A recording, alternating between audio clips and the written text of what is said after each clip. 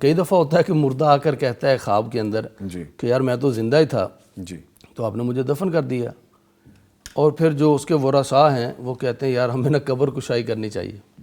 کس لیے؟ ان کے ذہن میں آتا ہے کہ واقعتاً کہیں وہ ہمارا جو فوت شدہ ہے جس کو ہم نے دفن کیا ہے وہ قومے میں ہو اور ہم نے اس کو اسی حالت میں دفن کر دیا۔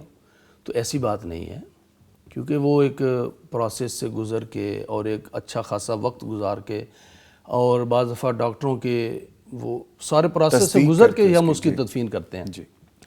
تو جب کبھی میت اس طرح سے کہے تو اس کا مطلب ہرگز یہ نہیں ہوتا کہ وہ واقعتاً وہاں پر زندہ پڑا ہوا ہے، بلکہ اس کا مطلب، اس کا کچھ مطلب تو خواب دیکھنے والے سے ہے اور کچھ کا تعلق اس میت سے ہے۔ میت سے اس کا تعلق یہ ہے کہ جب وہ آ کر کہتا ہے کہ میں زندہ ہوں، تو زندہ کون ہوتا ہے قبر میں؟ اللہ تعالیٰ شہداء کو کہتا ہے وَلَا تَقُولُوا لِمَن يُقْتَلُ فِي سَبِيلِ اللَّهِ أَمْوَاتٌ بَلْ أَحْيَاءٌ عِنْدَ رَبِّهِمْ، کہ وہ جو شہداء ہیں وہ اللہ تعالیٰ کے ہاں زندہ ہیں، یرزقون، ان کو رزق مل رہا ہے۔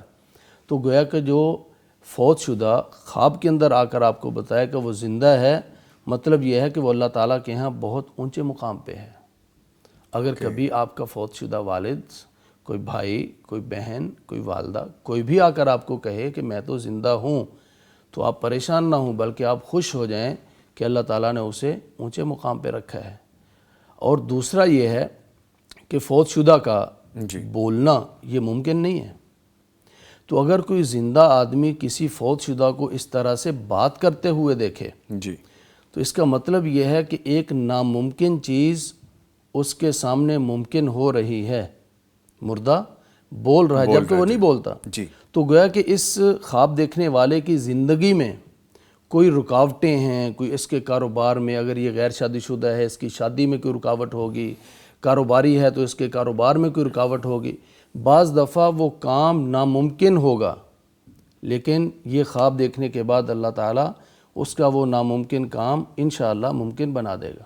تو یہ خواب دیکھنے والے کے لیے بہت اچھی اس میں خوشخبری اور بشارت ہے کہ انشاءاللہ جس مسئلے میں بھی کوئی رکاوٹ ہے، بظاہر مشکل کام ہے، لیکن انشاءاللہ وہ پایہ تکمیل تک پہنچے گا۔ اور ایک بعض دفعہ وہ کسی عزیز فوت شدہ کو دیکھتے ہیں، وہ بولتا نہیں، بالکل خاموشی سے کھڑا ہے، آپ کے سامنے وہ خاموش ہے، زندہ حالت میں لیکن خاموش ہے، بولا کچھ نہیں۔ اب یہاں پر وہ آپ سے کچھ مطالبہ کر رہا ہے، یہاں پر وہ جس زندہ کو ملا ہے خواب میں اس سے مطالبہ کر رہا ہے۔ مطالبہ کیا ہے؟